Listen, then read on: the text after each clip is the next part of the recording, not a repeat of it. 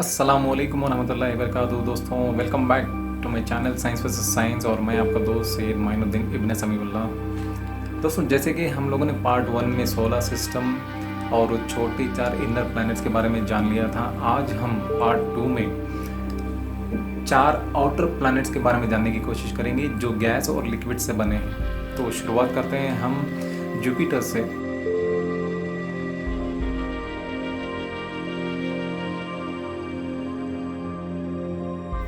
दोस्तों, जुपिटर पूरे solar system में सबसे ज़्यादा बड़ा वाला प्लैनेट है।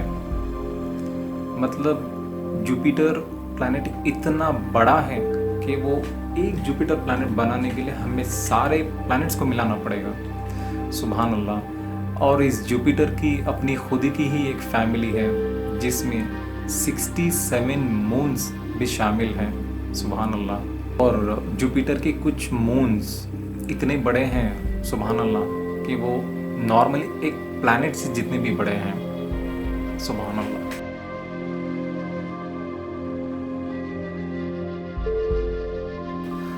दोस्तों, अब हम जानने की कोशिश करेंगे नेक्स्ट प्लैनेट, वो है सैटर्न। जुपिटर के बाद आता है सैटर्न। सैटर्न जुपिटर के मुकाबले में दूसरा दर्जा हासिल किया हुआ है प्लैनेट्स के साइज़ के हिसाब से, क्योंकि सैटर्न भी इतना बड़ा है लेकिन जुपिटर से छोटा है। हाँ, दूसरे दर्जे पर आता है, लेकिन बाकी सारे प्लैनेट से ये भी काफ़ी बहुत बड़ा है। सुभान अल्लाह। और इसकी रिंग्स की रोशनी जो है वो आँखों को चौंका देने वाली और दिलों को खुशनुमा कर देने वाला है। सुभान अल्लाह।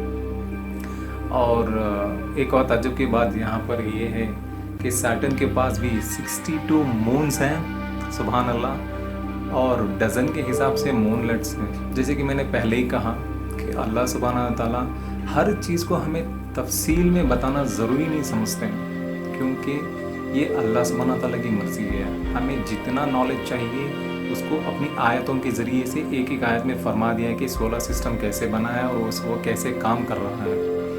बस हमें इतना जानकर, हक़ बात को जानकर उस पर ईमान लाना ज़रूरी है। तो अल्लाह सुब्हानहू व तआला ने कई सारे आयतों में फरमा दिया है कि सोलर सिस्टम के बारे में। इंशाअल्लाह मैंने पहले वाले पार्ट में भी इंक्लूड किए थे, इस वाले पार्ट में भी अल्हम्दुलिल्लाह आयतों को मैं कोट करूँगा कुरान के ज़रिए से।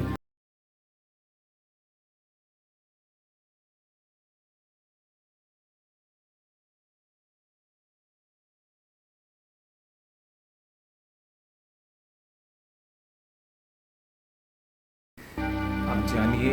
और जैसे ही मैंने बहुत सारे वीडियोस में कहा है कि आप कुरान को महज ये सिर्फ़ एक मुसलमानों की किताब समझकर ना पढ़ें या फिर ऐसे ना सोचें। ये एक सही में अल्लाह सुब्हानहू व तआला अगर हिदायत देना चाहें, जिसको चाहें वो देंगे। और मेरी आपसे गुजारिश है कि आप अपने सवालों का जवाब ढूंढ रहे हैं ना, कहीं भी इधर उधर भटक के। मैं दूसरे मज़हबों के मेरे दोस्त और बाकी सारे लोगों को ये बात कह रहा हूँ कि अगर आपके दिलो दिमाग में सवाल है इस्लाम को लेकर, मुसलमान को लेकर, तो सीधा सीधा आप कुरान उठाकर पढ़िए। आपके हर सवाल का अल्लाह सुब्हानहू व तआला जवाब देंगे। ये मेरा आपसे दावा है इंशाअल्लाह।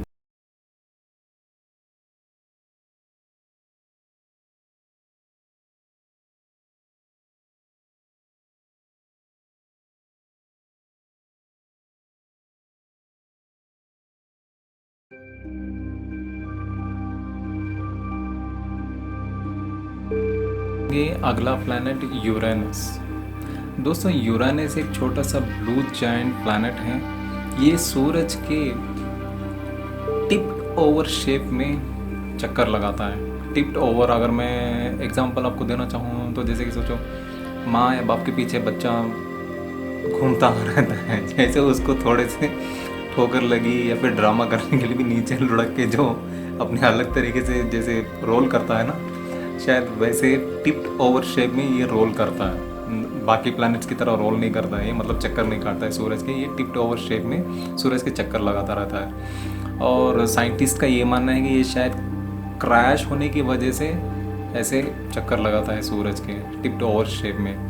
और सुभान अल्लाह, इसकी भी एक ताज्जुब वाली बात है कि इसके पास भी 27 मून्स हैं। सुभान अल्लाह।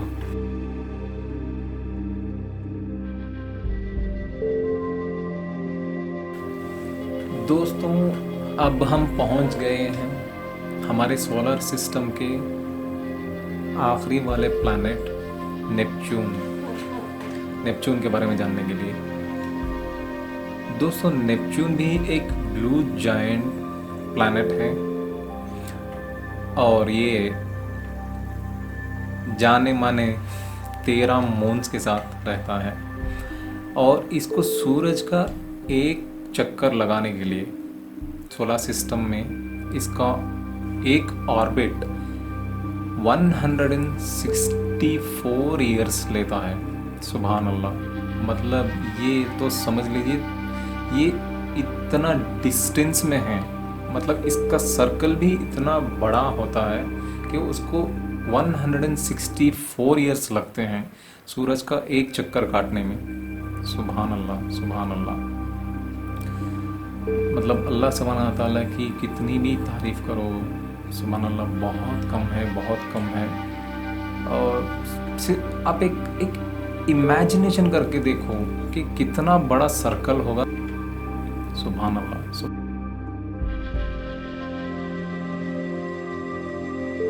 दोस्तों, अब हम बात करेंगे कॉमेट्स।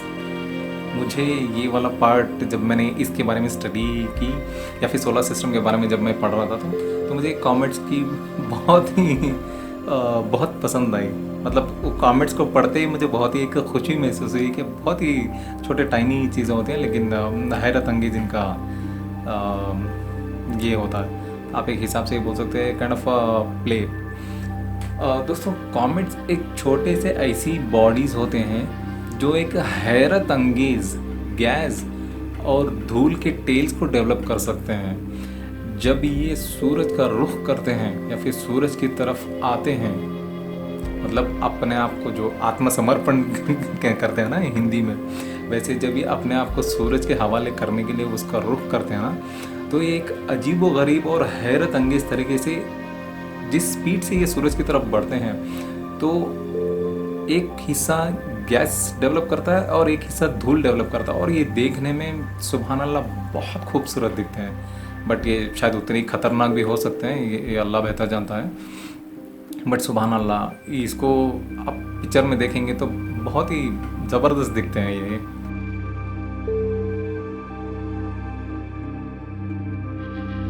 दोस्तों, अब हम आ गए हैं द सोलर सिस्टम के दूसरे पार्ट के एंड में मतलब जाने से पहले एक और छोटा सा इन्फॉर्मेशन देता जाऊंगा आपको इंशाअल्लाह। यह है क्यूपर बेल्ट। जैसे कि हम लोगों ने एस्टेरॉयड्स का बेल्ट समझ लिया था कि वो क्या होता है, कैसे होते हैं, ये क्यूपर बेल्ट भी उसी तरीके का एक है। लेकिन ये क्यूपर बेल्ट हज़ारों कम बोल सकते हैं, मिलियंस के हिसाब से ये भी एक छोटे से आइसी बॉडीज़ होते हैं। और ये प्लैनेट्स से भी पार करके, प्लैनेट्स का जो सरहद होता है उस सरहद को भी पार करके रहते हैं। और इस क्यूपर बेल्ट में प्लूटो का घर है, जो कि ट्रू प्लैनेट नहीं है करके 2006 के बाद डिक्लेयर कर दिया था प्लूटो को। तो प्लूटो इन क्यूपर बेल्ट के रीजन में रहता है और ये साइंटिस्ट का ये मानना है, लाइकली, नॉट एग्जैक्टली, लाइकली ये कॉमेट्स का सोर्स है क्यूपर बेल्ट। तो यहाँ से कॉमेट्स हमेशा हर डायरेक्शन से सूरज का रुख करके वो बढ़ते हैं, मतलब अपने आप को आत्मसमर्पण करते हैं। सुभान अल्लाह। बहरहाल ये सेकेंड पार्ट भी अल्हम्दुलिल्लाह उम्मीद है आप लोगों को पसंद आया होगा। पसंद आया है तो लाइक, कमेंट, शेयर और सब्सक्राइब करना मत भूलना। इंशाअल्लाह थर्ड पार्ट भी इंशाअल्लाह इंटरेस्टिंग होगा और इसके बाद जो टॉपिक्स आएंगे वो भी इंशाअल्लाह मैं ज़्यादा इंटरेस्टिंग बनाने की कोशिश करूँगा। तब तक के लिए मिलते हैं। अस्सलामु अलैकुम वरहमतुल्लाहि वबरकातुहू। हम सब उस एक रब की अमानत है, वहाँ ना हमारी कोई ज़मानत है।